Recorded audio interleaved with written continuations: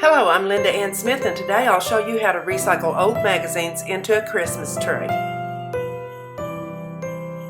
Okay, here's some of the supplies that I am going to use. I'm going to use a paper cutter. It's not like my great big paper cutter I used to have at school with the big chopping handle, but it does the job for most of my small jobs around here. And if you don't have one, you can always use scissors, but the paper cutter makes it easier. I'm going to use some old magazines. Gosh, this one's been around here 100 years, or maybe 101. Two different kinds of glue. I use the Elmer's glue all for parts of it, and I use a glue stick for other parts. My glue stick's almost dried up, so I need to really get rid of that. Then this is about a 3/8 inch dowel rod. It's not real long, but it's fairly long, and I find a longer one works better for me. And this is a cone. I think I bought it at Michael's, and the size is 3 8/10 inch by 8 8/10 inch. So it's 3 1/8 inches across the bottom. Gonna need some clothespins, also a little straight pin. I'm going to cut some pages out of this. That looks like steampunk, so I'm skipping that page because I might want it. That's my problem.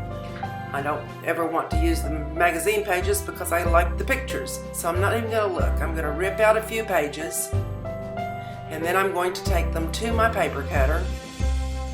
Now, some people think you need to look for the colorful pages, but when you get through with this project, you can do so many things to it to finish it the way you want to. I don't even worry about what colors the pages are. I'm going to set this at about 4 inches, all of them still sealed together on the binding area, and I'll go ahead and cut 4 inches off the side here. This is several pages thick, and I'll put those aside and bring this up and cut the spine off. If it's not exactly 4 inches, that's not a big deal, but 4 inches is about the right size for me to handle, so I'm going to cut these off. Now, I've made several of these already, and I have a whole stack of the papers cut about this size. If you'll use the newspaper ads from the Sunday paper, they're longer, and so you have to do less rolling when you get started. So now let me show you how to roll these. You're going to place this paper where the top of it's pointing about 10 o'clock on the clock. If you were putting it down in front of you, the top line there points to about 10 o'clock. And put the dowel rod in and start twisting on the corner. Now you see why you needed a long dowel rod or a skewer. Sometimes a skewer works, like you make shish kebabs on, but I like this larger hole in them. And I hold tight the first end. Sometimes it comes loose and it ends up being the big end, but you need a small end and a large end. And right on the tip of this other corner, I'm going to put some glue. Like I said, this glue stick is pretty dry, and I need to use it up. I've had it around for a while, but it works and the paper sticks well, so I'll just deal with that. Then you give a little tug, turn backwards, just a little tug, and slip that dowel rod right out. Now, like I said, you're going to need one end that's smaller and one end that's larger. I made a big mistake by trying to keep them very even on both ends, but one end will need to slip into the other end when you start attaching them. If you didn't do this and you make a mistake, you can always flatten them and glue them together. That doesn't usually end up showing up in your final product, but that didn't go in that end, so I'm trying it in the other end here. And when you put the glue on, be ready to put it in, because the glue makes the paper soft immediately, and the end papers are kind of soft anyway because that's where the least amount of rolling is. So you should try to stick this in about 1 inch. Well, that didn't make it, but I guarantee you that's going to work as long as the glue holds it. So I have several of these, probably 3 of them stuck together. And I'm going to take my cone now, and I'm not even going to take the wrapper off of this. I'm going to leave the wrapper on it. And I'm taking 3 of those long ones and I put them across each other and glued them and clamped them with a I started to say paper clip, but it's a clothespin. And then I kind of measure out and see where I want my cone to sit, because I'm going to flatten those areas where the cone is going to sit. I've left this dry long enough, and I'm flattening some areas out so that the cone will sit on top of the paper tubes. This isn't rocket science, and you don't have to be terribly exact. It's a very forgiving craft.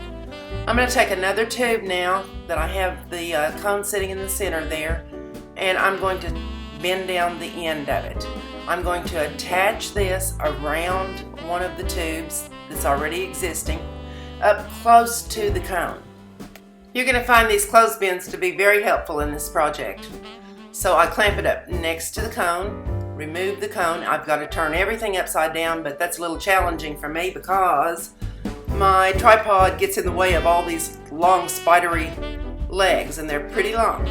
Now I'm going to put this on the bottom of my cone, stick a straight pin in to hold it, and I can get busy weaving. My German grandmother probably taught me how to do this. I don't really remember. But in Native American weaving, they actually call this base a spider when they start. They make something similar to this for their reeds. And I'm bending this over the first, well, it's over the first one that I glued it to, and then over the second one. Right there. And if it gets bent, like this one gets bent, don't worry about it. Do you see that leg bent over there? Don't worry about it. I bring up the one that's next to the one that I wove over, the very first one that I have glued on. I bring it over the weaving and over the second one. And then the one that's right next to it, over two more. 1, 2, jump over. And then you take the one right next to the one that you just finished with, and you keep pushing these up next to the cone. So you're going to be bending them. There's not too much way to avoid that. And you jump over 2 more. And take the one right next to the one that you just did. It would be the second one that you jumped over, and hop over 2 more. And you go all the way around like this until you're back where you started. And you'll see on that next one, that's where I glued one on. So I'm all the way back on. Now you see that these are getting shorter, so I'm going to have to attach some as I go. But I'll go ahead and go on top of this one this time. Push it up next to it. Now these get kind of askew, and see that bent spider leg there? That's not going to be a problem. These get kind of askew, and you just keep pushing it up against the cone. And there usually comes a time whenever you have to pull one of the legs back to get to jump over 2. You have to kind of bend it backwards. We'll see if that happens this time. It usually does. You can add a clothespin if you're ready to add something onto your tube, but you know, I think I have room now to just go ahead and keep turning it. This is the last one I did, so this is the one that comes up over the next 2 tubes. Push it in close to the cone. This is the one just right behind it. The one right next to the one I just wove is the next one that you take over 2 tubes.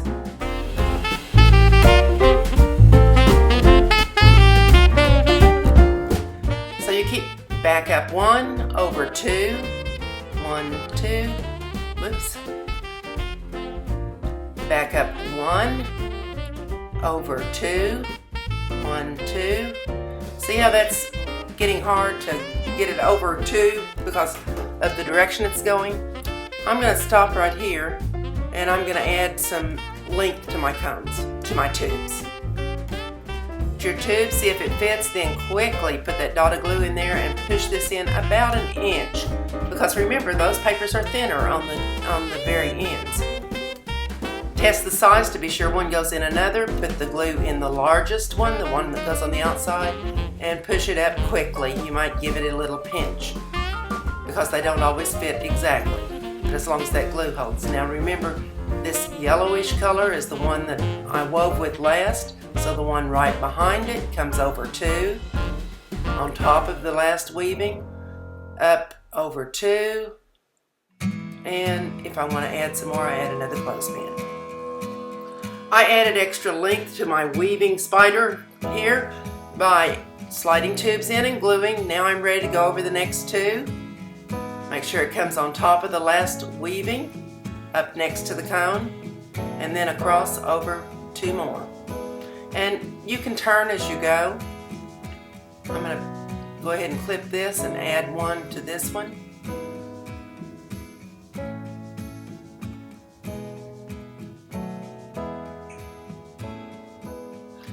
And you know what? That didn't fit very well.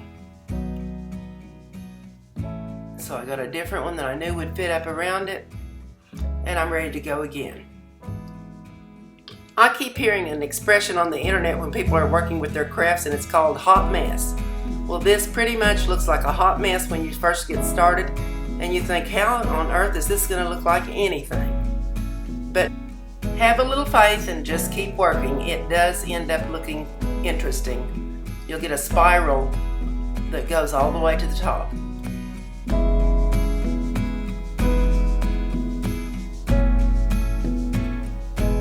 And on the next weaving, when I pull my weaving over, see, it doesn't quite go across that one. I just move it back so that it'll grow across too, because this is the one I'm going to use next. Don't be afraid to bend it backwards. See how I have to push back? That's the way you do it. You should check your work every now and then and make sure that all the spirals are beginning to form and swirl around the cone, because you can take it apart. It's easy to take apart, much easier than you think, and put back together. But it's better if you know that you've dropped a straw and haven't picked up the right one before you get all the way to the top. Now, I've watched a few videos where people stop before they get to the top of the cone, but that's not the way I was taught to do it. So I'm going to show you I think it was my grandma, the way I was taught to do it. You take one of the, you go all the way to the top, close it off, keep weaving until it just makes a closure. And then you take one of the extending spider legs and you wrap it around all the others at the top. And you're going to put a clothespin on that. Once you do that, get it wrapped around real tight. And put some glue on it and add a clothespin. I need to adjust that clothespin so that it'll be over the glue better. Once you get that adjusted, just set it aside for just a few minutes to let it dry. It's dry enough to hold now, so I'm removing the clothespin and I'm going to start bending the other spider legs down over that one that I wrapped around. And I'll trim it off just about even with the bottom of that, the one that I wrapped around the top of the tree. And I will glue each one of these down. Have to find a way. These are kind of stiff for some reason, so I'm going to have to find a way or a quick glue to glue them down. Probably if I used a glue gun, which I didn't even bring in here today, but if I used a glue gun, that would be the best for this. But I'll find a way to hold those down until they're glued. I sped this up so it wouldn't take all day to show you. Just cut each one off about the same distance and turn it upside down. Put some glue all over the backs of these. Kind of spread it out with the tip of your glue gun or glue bottle, and pull them down to the sides. Mine are not wanting to stay, so I'm going to slip a rubber band right over the top of them. The rubber band will hold these in place until it's good and dry, and if you look at the very top of it, you see that if you want to add a little, a small decoration to the top, you have a place, a hole down there that you can glue it down into that area. Now I go to the bottom and I pull my straight pin.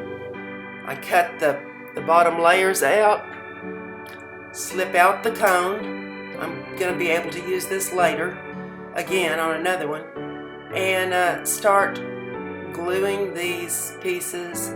I think I left them too long. I think I went back and trimmed these down to be a little shorter because there's no reason to have the length in there. Yes, here I go. Okay, so go back and pin each one as you go. Glue it up inside the cone, bend it over, glue it down, and hold it with a clothespin until it's dry. That just about wraps up part one. I'm going to stop and put a sealer on this, and I wanted to show you this though. See the size of the cone and the size of the height of the tree? That is because when I took it off, I failed to catch it on camera, but when I took it off the cone, I grasped the bottom of the cone and the top of the cone, and I twisted the top of the cone counterclockwise while pulling, and that separated some of the areas.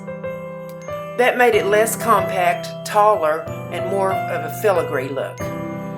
If you like the way it looks when you finish the tree, all you have to do is cover it with a sealer that will strengthen the fibers, and add a little Christmas bulb at the top, and you have a finished tree.